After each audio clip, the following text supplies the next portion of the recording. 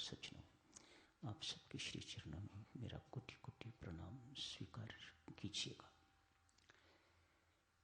परमेश्वर कृपा करें सबके लिए ये वर्ष मंगलमय हो, सारा जीवन मंगलमय हो। अतिशय मंगल कामनाएं, शुभकामनाएं, परमेश्वर की कृपा, मेरे गुरुजनों के आशीर्वाद सदा सदा सबको उपलब्ध रहे, सबको प्राप्त होते रहे, सदा सदा प्राप्त होते रहे।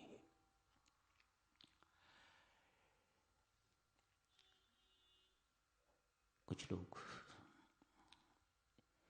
जिन्होंने पूज्य प्रेम जी महाराज के दर्शन किए हुए हैं, कुछ उनकी चीज को पहचान रहे होंगे। ये टोपी उन्हीं की है। पूज्य प्रेम जी महाराज का गर्म कोट लंबा जो पहना करते, जैकेट जो पहना करते, दो टोपियां जिनमें से एक ये है, एक स्वेटर, एक उनकी पॉकेट में रखी जाने वाली घड़ी, ये सब श्री राम शरणम को दिए हैं। कोट जैकेट ऊपर 108 नंबर कमरे में आप सबके दर्शनार्थ रखी हुई हैं, जो चाहे दर्शन कर लीजिएगा। टोपी मेरे सिर पर है। आरती के समय जो टोपी पहनता हूं वह पूज्यपाद स्वामी जी महाराज की है। जिस सिर पर साधक जनों उनकी जूतियां होनी चाहिए, उस सिर पर उन्होंने अपनी टोपी रख दी है। कितने उदार हैं मेरे गुरु महाराज, सतगुरु महाराज। कैसी अपरंपार महिमा है परमात्मा की, किसी को कुछ बना दे, कोई पूछने वाला नहीं। प्रथम प्रभात इस वर्ष की,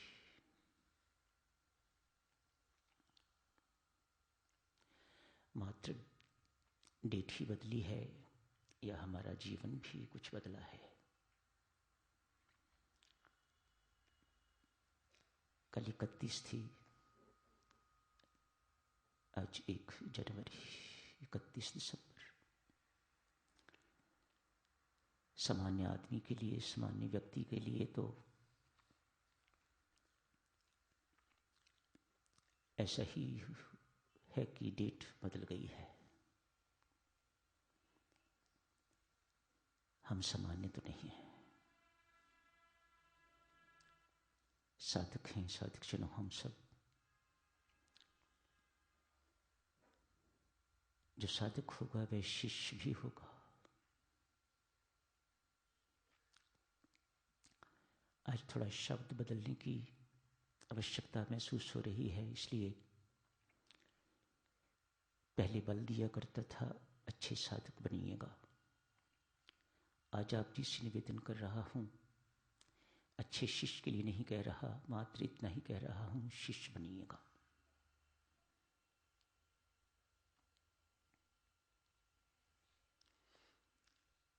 अध्यात्म में यही संबंध है शिष्य और गुरु का,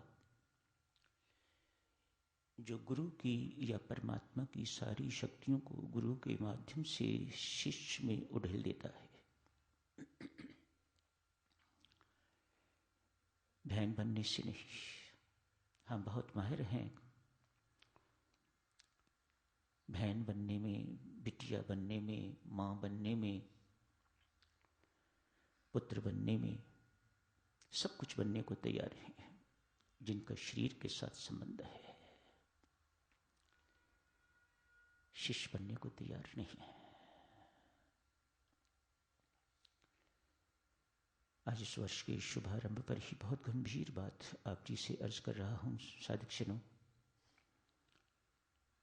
हम सबको शिष्य बनना है यदि गुरु से कुछ प्राप्त करना है और गुरु के माध्यम से परमात्मा से प्राप्त करना है तो ये चैनल, आप गुरु को अपना बाप बना लीजिएगा आप गुरु को अपना स्वामी बना लीजिएगा, बड़ा भाई बना लीजिएगा। इन संबंधों से प्रगति रुक जाएगी।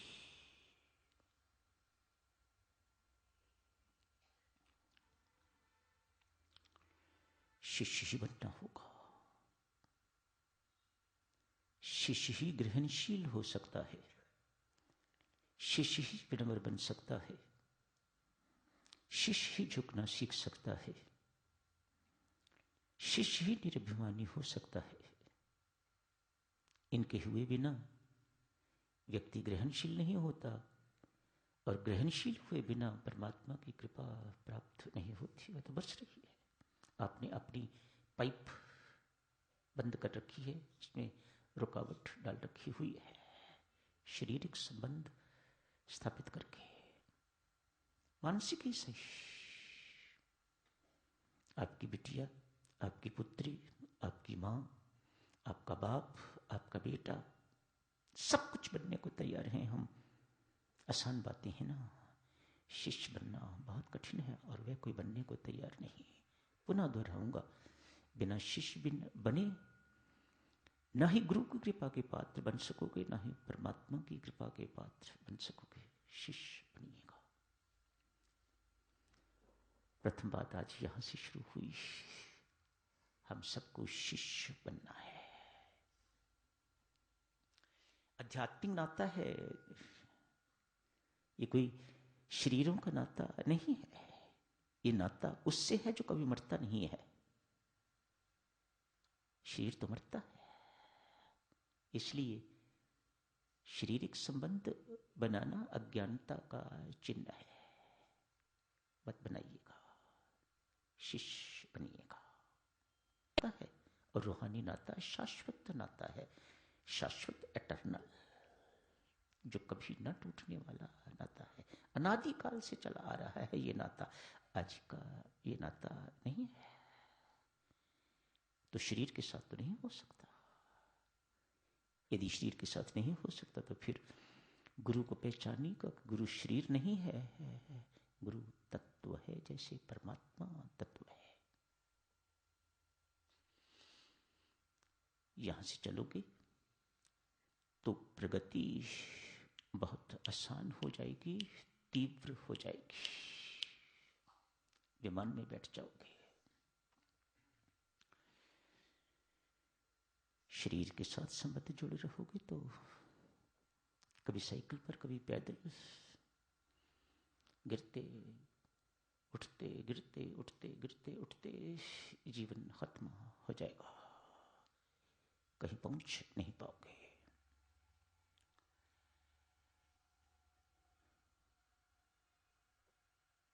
एक शिष्य साधक चलो, आज शिष्य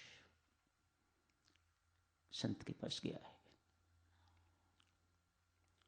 शिष्य के लिए आवश्यक नहीं होता कि अपने ही गुरु के पास जाए। अपना गुरु तो फिर शरीर हो गया। जो शिष्य होता है वह सबका शिष्य होता है, और जो शिष्य होता है उसके सब अपने आप गुरु बन जाते हैं, अपने आप उसे गुरु मिल जाते हैं।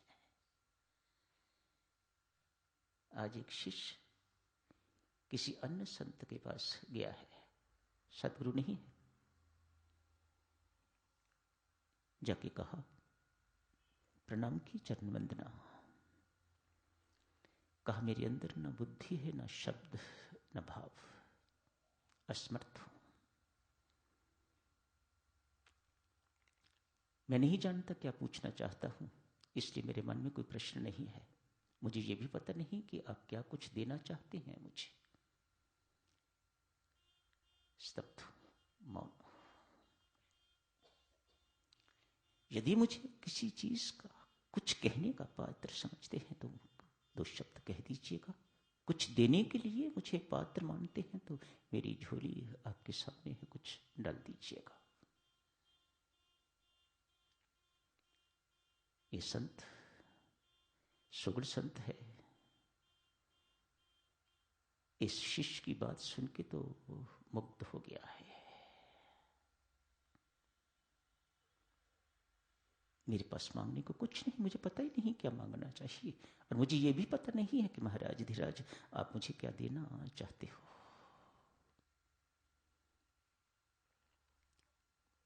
संत महाराज ने आंख बंद कर ली, शिष्य ने भी आंख बंद कर ली। कुछ देर दोनों आंख बंद करके मौन भाव से बैठे रहे हैं। थोड़ी देर के बाद शिष्य ने आंख खोल के तो दंडवत प्रणाम किया, आंखों से आंसू बह रहे थे। वह संत महाराज आपकी अपार कृपा हो गई, आपकी अपार कृपा हो गई, आपकी अपार कृपा हो गई, आंसू बहाता हुआ चला गया है।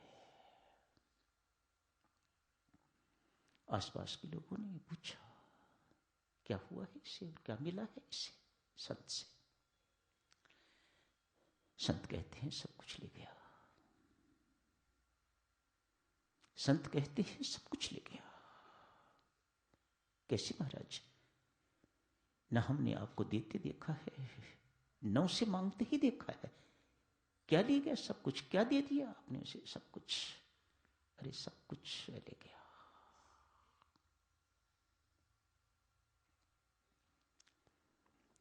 समुचित पात्र था, बिल्कुल तैयार था। तैयार था सो तो कहने की आवश्यकता नहीं। कुछ मैंने अपने मन से कहा, कुछ उसके मन ने ग्रहण कर लिया। दोनों के मन मिलके दो नहीं एक हो गए। सब कुछ ले गया, सब कुछ दे गया। शिष्य बन गया। ये तो साधक जनों लगता है उच्च श्रेणी है शिष्य की, जिसने अपना सर्वस्व समर्पित कर दिया।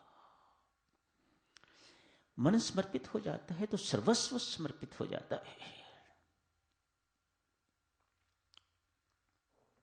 गुरु और शिष्य का मन दोनों मिलके तो परमात्मा के मन को खींच लेते हैं।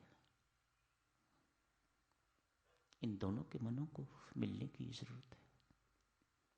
दो नहीं होते, 11 नहीं होते, एक हो जाते हैं। उसमें इतनी ताकत आ जाती है कि गुरु को खींच लेते हैं अपने पास।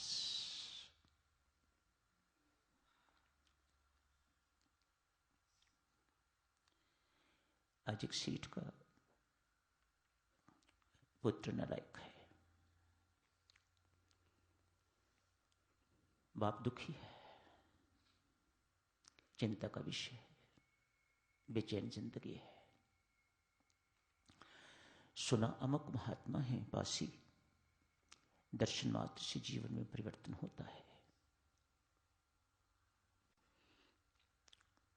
सेठ को बोला अपने बेटे को ले जाओ वहां पर, हो सकता है उसकी किस्मत और साथ ही साथ तेरी किस्मत भी बदल जाए। उस महात्मा के हाथ से उस स्थान से कोई खाली नहीं गया। कुछ मांगने की जरूरत नहीं पड़ती। मांगने वाला तो भिखारी है। देने वाले स्थानों से मांगने की आवश्यकता नहीं पड़ती, मात्र अपने आप को उनकी चरण शरण में ले जाने की आवश्यकता है। सूर्य से धूप मांगनी नहीं पड़ती, ठंडी जगह पर जाके ठंडक मांगनी नहीं पड़ती, चंद्रमा के पास सामने होके तो उससे उसकी शीतलता, उसकी ज्योत्सना मांगनी नहीं पड़ती। अपने आप सब कुछ मिलता है। मांगना अर्थात विश्वास नहीं है। भिखारी बनना अच्छा लगता है, इसलिए इस जगह से कुछ ना मिला तो दूसरी जगह चले गए, दूसरी से ना मिला तीसरी जगह चले गए। हम प्रोफेशनल भिखारी बन गए हुए हैं। नहीं हम साधक रहे हैं, नहीं हम शिष्य बनना चाहते हैं।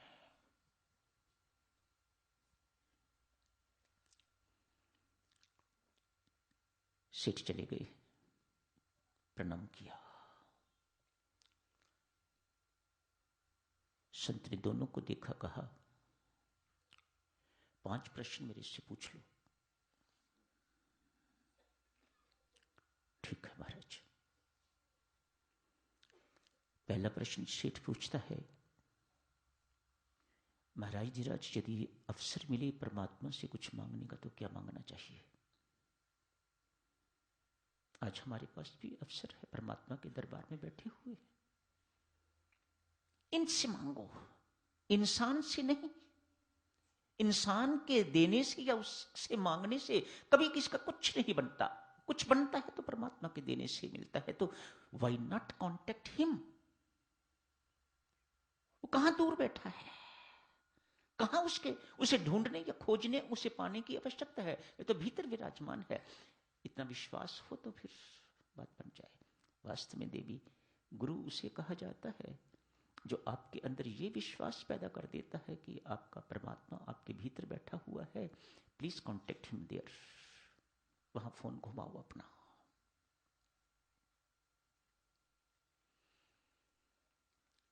संत महात्मा कहते हैं, तेरे पहले प्रश्न का उत्तर है परमात्मा से परमार्थ धन, भक्ति में जीवन मांगो। पहली बात, इसके बिना जीवन में पूर्णता नहीं आ सकती। किसके बिना? आध्यात्मिक जीवन, भक्ति में जीवन। जब तक जीवन में भक्ति नहीं आती तब तक जीवन में पूर्णत्व नहीं आ सकता, जीवन सफल नहीं हो सकता। परमार्थ व्यक्ति का जीवन किस प्रकार का होता है? परमार्थ में खोया हुआ इस धन को प्राप्त किए हुए धनी परमार्थी का क्या चिन्ह है? किस प्रकार की उसकी विचारधारा हो जाती है? किसी ने पूछा, भजन पाठ करने से, परमात्मा की उपासना करने से, परमात्मा की भक्ति करने से क्या व्यक्ति मृत्यु से बच सकता है? उत्तर देने वाले ने कहा, हां बिल्कुल बच सकता है, पर बच्चा रह नहीं सकता। सुन रहे हो शब्द मेरी बात? मृत्यु से बचा जा सकता है, लेकिन बचा रह नहीं सकता। मरना तो है ही एक दिन। ये परमार्थ सिखाता है, अध्यात्म सिखाता है। ये बातें हो सकता है उस वक्त मृत्यु से बच जाओ, लेकिन बचे रह नहीं सकते। एक ना एक दिन तो मरना होगा। ये बातें परमार्थ सिखाता है। परमार्थ धन मांगो परमात्मा से। और चीज कुछ मांगनी हो तो अगली चीज ईमानदारी एवं मेहनत से कमाया हुआ धन मांगो। धन तो कमाओ, लेकिन ईमानदारी एवं मेहनत से खून पसीने की कमाई, इसी की कदर है परमात्मा के घर में। वैसे आप बेईमानी करके लखपति, करोड़पति, अरबपति हो जाओ तो उसकी दृष्टि में कुछ नहीं। क्या बोलते हैं, काला धन, ब्लैक मनी बहुत है, सौदानी भी बहुत। कहीं ना कहीं उसे फेंकना ही है ना, कहीं ना कहीं उसे निकालना ही है। एक बात स्पष्ट करूं, ऐसे धन की गति क्या होती है, ऐसे दान की गति क्या होती है। बड़े भाव चाव से लोग दान करते हैं, बड़ा उनको दान देने का रहता है। महत्व भी बहुत है, कोई शक नहीं। कलयुग में दान का बहुत महत्व है। लेकिन ईमानदारी के बाद तीसरा प्रश्न है उदारता। मानो परमात्मा के दिए हुए को उसे लुटाना। दान है तो ये, लेकिन हमने तो दान को विकृत कर दिया हुआ है। काले धन से जो दान दिया जाता है, फल तो मिलेगा, लेकिन किसको? जिसका धन है उसको या जिसने दिया है उसको? बताओ, किसको मिलेगा फल? फल बेचारा बेचैन है। वह तो दान के साथ जुड़ना चाहता है, लेकिन है ये किसका? जिसने दान दिया है उसका है, या जिसका ये पैसा है, जिसका आपने मारा हुआ है, हड़प किया हुआ है, ये फल किसके पास जाए? परमात्मा कहते हैं मैं ऐसे फल को नष्ट कर देता हूं, कुछ नहीं मिलता।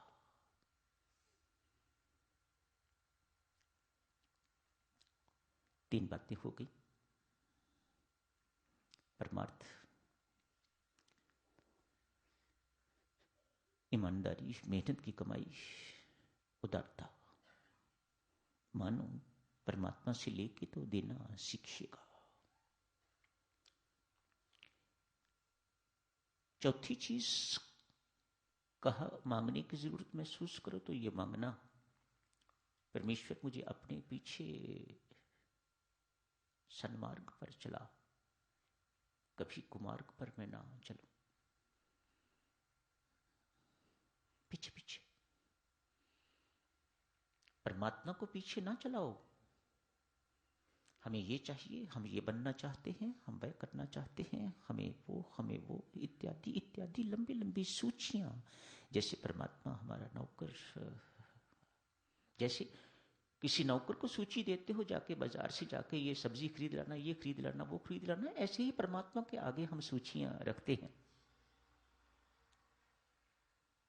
कोई रोग ना लगे, स्वयं ना लगे, अपनों को ना लगे, इत्यादि इत्यादि लंबी लंबी सूचियां हमने तैयार कर रखी हुई। संत कहते हैं परमात्मा के पीछे चलना सीखो, उसे अपनी मति के अनुसार, तुच्छ छोटी मति के अनुसार चलाना नहीं, कभी नहीं करना। कहा गुरुदेव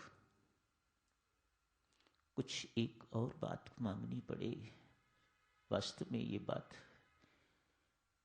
सेठ ने कही नहीं, गुरु महाराज ने स्वयं ही कह दी। यदि इसके बाद भी कुछ मांगने की जरूरत पड़े तो एक बात और मांग लेना, सबके साथ मेरा व्यवहार सद्व्यवहार हो। गुरु महाराज कहते हैं लाला, इन चीजों को पाने के बाद फिर परमात्मा से जिंदगी में कुछ मांगने की जरूरत नहीं पड़ती। पुत्र पास ही बैठा सुन रहा था,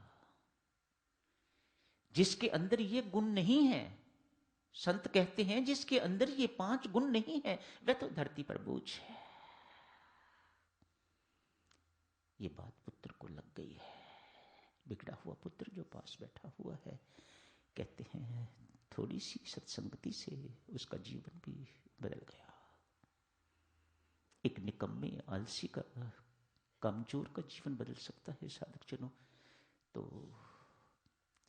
हम तो गुरुजनों के शिष्य हैं, हमारा जीवन क्यों नहीं बदल सकता?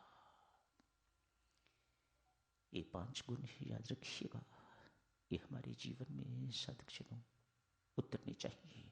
मांगना हो तो परमात्मा से ये मांगो। ये चीजें मांगने वाली हैं, जो हम मांगते हैं वह मांगने योग्य नहीं है। सबकी सब अशांति देने वाली चीजें, दुख देने वाली चीजें हम मांगते हैं। अंतिम शब्द कहता हुआ साधक जन समाप्त करने की इजाजत मांगूंगा। कैसी मार्मिक बातें संतों महात्माओं ने कही हैं,